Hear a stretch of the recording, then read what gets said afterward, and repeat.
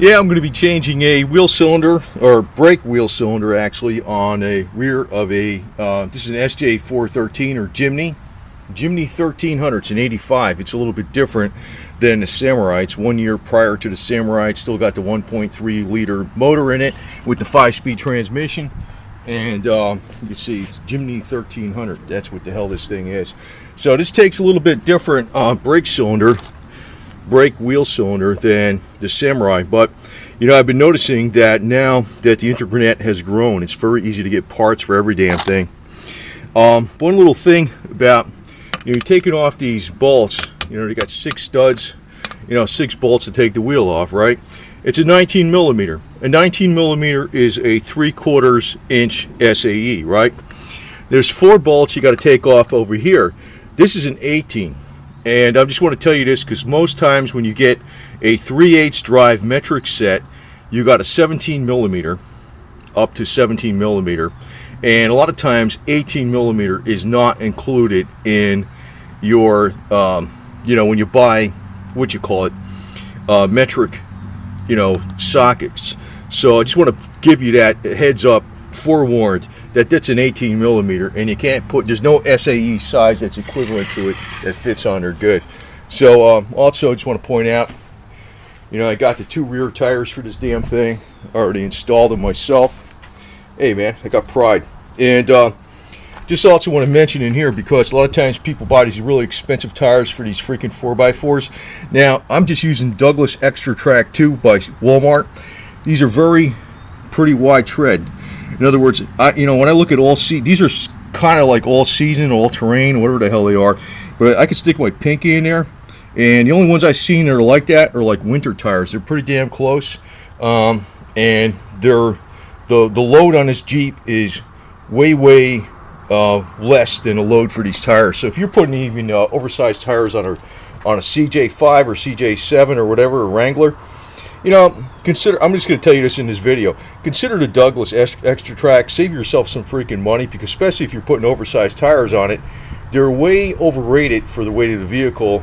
And even if Douglas aren't the best tires around for like loading lots of, you know, hauling lots of objects, a lot of weight, they're still way bigger. Like especially if you're putting oversized, you're putting like 225 whatever on there, you're better off going with some crap like this, because it's a hell of a lot cheaper. It's $62 each. I mean, hell, what the hell's wrong with that, right? Anyway, just get on with this. I've got several things going on with this. Hey, this is fun. Now also I want to point out, you're taking out the what you call it in the back here, you know, I don't know if I got the good light in here. It's 10 millimeter to get off the brake line. Now you can use a wrench that kind of grips around. I don't have those. I might have some of them someplace, but I don't think I have any metrics that grips around a little bit on the extra flat. In other words, it's a special wrench that's for taking off bolts that are on the lines, you know, the nuts that are on the lines. Well, what I always do is I always use the vice grips. I just tighten them down on the flat part of the bolt. I don't grip it. This edge of it goes on the flat part of the where you have to remove the brake line. Use some penetrating oil, and I tap it very lightly a couple times, and it comes loose. It works better than using the special flange wrench and all that kind of crap, whatever the hell you want to call that. So just to get my point, just from experience, you don't really need a lot of special tools. Anyway, yeah, and you got these little screws around here. A lot of people don't reinstall these because actually these bolts hold everything on. That just holds the brake drums on. You know, you can use, I'm going to tell you, I always use the vice grips just like that. I put it on there real tight, tap it with the hammer, work it back and forth a couple times, put some penetrating oil on it, and it comes loose with the screwdriver.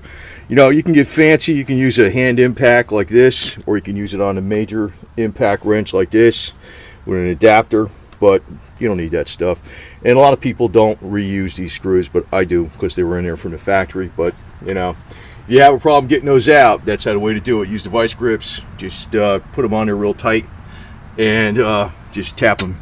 I mean, it's going tight and then loose, so they're already loose. So you know, and just a shot of penetrating oil, and you can get them right out with the regular screwdriver like this, no problem. Well, I just noticed I erred in what I just said. You don't need to take these screws off to take the drum off. This is some kind of, I don't know what the hell the deal was with that. I forgot about this because I haven't took this apart in quite some time. But you don't need to take this off. This is just like a dust cover type thing that's over the brake drum. What I do is I carefully pry the brake drum away with the crowbar, a little bit on each side. You want to make sure you don't break it. Now you can see the problem with this wheel cylinder. This was a rebuilt wheel cylinder and it didn't last, it leaked. What I'm going to do, since these brake shoes got a lot of meat on them, actually they're basically brand new, but they're filthy, screwed up. I'm going to use a lot of brake clean on it and clean them up. Also going to go over this with Chassis Saver down here and get that all cleaned out. I probably might spray it first with the pressure washer too before I even freaking use the brake clean on it or anything like that. Because to just get the main dirt off and use like a bunch of Dawn dish detergent and things like that. But this is a brand new part, so versus a rebuilt. The other one was new, replaced years ago, but this thing's hardly had any use on it, so I'm going to go ahead and replace it right now. And you can see the pressure washer really did a job of cleaning out the brake drum. It's just this little pressure washer, a little old Campbell Housing electric one, not even gas. And so you can hear the air compressor going. I was drying this out, but you can see how light colored the brake material is. So actually this really cleaned up this brake material. There was some crap in there from brake fluid, but you can pretty much get it pretty clean. And so I wanted to hit it with that first. Then I'm going to go over it with a whole can of brake clean. And after that it'll get some rust killing primer and some enamel over that just to protect all this garbage down in here too.